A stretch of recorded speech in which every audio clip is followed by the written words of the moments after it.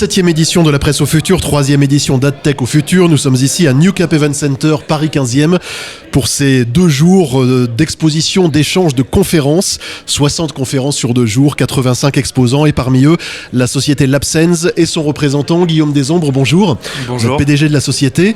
Labsense, c'est l'IA au service de l'éditorial, de la production de contenu. Expliquez-nous quelle est l'étendue quels sont vos champs de compétences. Bonjour, ravi d'être avec vous et ravi d'être sur la presse au futur. En effet, on est nous spécialisés sur l'analyse et la génération de contenu. Donc ça fait 10 ans qu'on travaille sur ces sujets-là. On a, pour simplifier, codé les langues. Donc on est dans le champ de l'intelligence artificielle, plus spécifiquement du traitement automatisé des langues.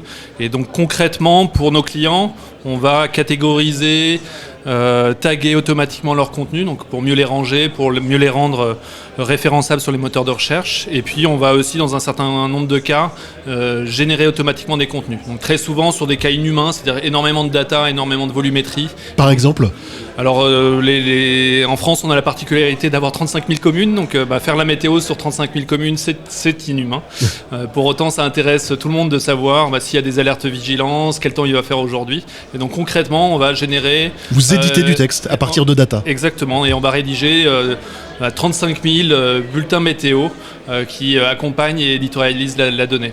Ou sinon, sur du sport, il y a beaucoup de matchs de rugby, on travaille pour des fédérations sportives et on travaille pour des ligues dans le rugby ou dans le foot. Et donc, on va rédiger automatiquement les avant-matchs ou post-matchs sur un certain nombre de matchs, notamment amateurs. Alors c'est très étonnant parce qu'on a l'impression que l'IA est entrée dans nos vies, en gros, avec l'arrivée de ChatGPT il y a un an et demi. Et vous nous dites que vous le faites depuis 10 ans. C'est ça. En effet, alors depuis un an, c'est un peu magique parce que tout le monde y a accès. Tout le monde y a accès. Donc 50% des jeunes aujourd'hui utilisent ChatGPT ou ont utilisé ChatGPT. C'est assez marrant parce que quand je suis dans des ateliers ici, notamment, je demande qui a déjà utilisé. Donc on a 80% des gens qui vont lever la main. Et nous, on vient... on va dire au-delà de cet usage unique, tout le monde a utilisé une fois ou deux. La question, c'est comment on industrialise ça et on le rend vraiment utile au quotidien. Donc je rassure les journalistes ou les rédactions, ça ne va pas les remplacer. Mais ça vient accompagner dans un certain nombre de cas d'usage. Donc on travaille sur tous ces cas d'usage. Comment intégrer l'IA pour parfois automatiser ou semi-automatiser un certain nombre de choses qui sont rébarbatives. Alors les enseignants disent qu'ils se rendent compte quand un devoir de classe a été fait sur ChatGPT. Est-ce qu'un lecteur de vos bulletins météo ou de vos bulletins d'avant-match se rend compte que ça a été généré par de l'IA ? Alors c'est probable dans certains cas de figure, dans d'autres c'est moins probable. Ce qui est intéressant, c'est qu'on est là pour avoir des contenus utiles, serviciels qui accompagnent la data. C'est-à-dire sans nos systèmes, sinon on aurait juste des tableaux et parfois les tableaux de chiffres, ça parle pas. Donc on vient vraiment accompagner ça. On peut être sur des articles assez longs, on peut être sur des articles de 500 à 1000 mots. Donc je pense qu'il y a plein de cas de figure. En effet, les gens ne se rendent pas compte et ils se disent « Ah mince, est-ce que j'ai lu quelque chose qui est automatisé ?» On a le sentiment qu'on est au début de l'histoire par rapport à l'IA, alors que vous le faites depuis 10 ans. Qu'est-ce qui s'est passé en fait avec cet effet waouh ChatGPT ? Qu'est-ce qui s'est passé ? C'est une prise de conscience dans la presse ?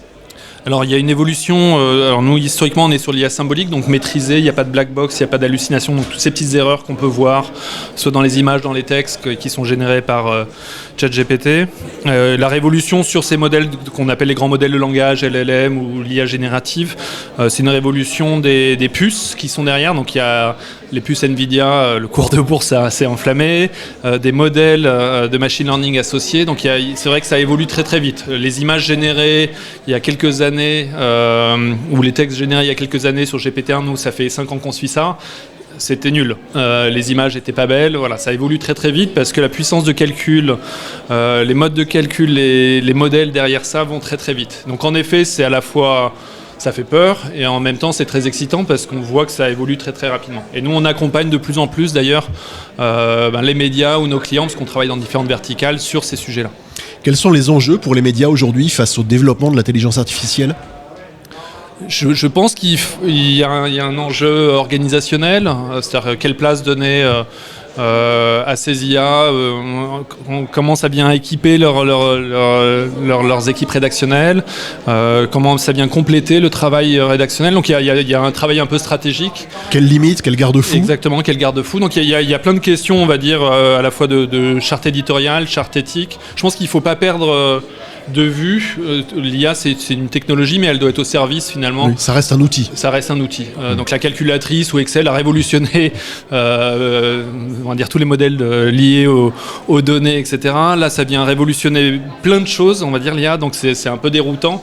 Pour autant, il ne faut pas perdre de vue que un média doit raconter quelque chose à ses lecteurs, doit parler à ses lecteurs, et l'IA n'est qu'un outil qui peut servir cette stratégie-là. Quelle est la nouveauté, l'innovation que vous présentez à la presse au futur cette année ?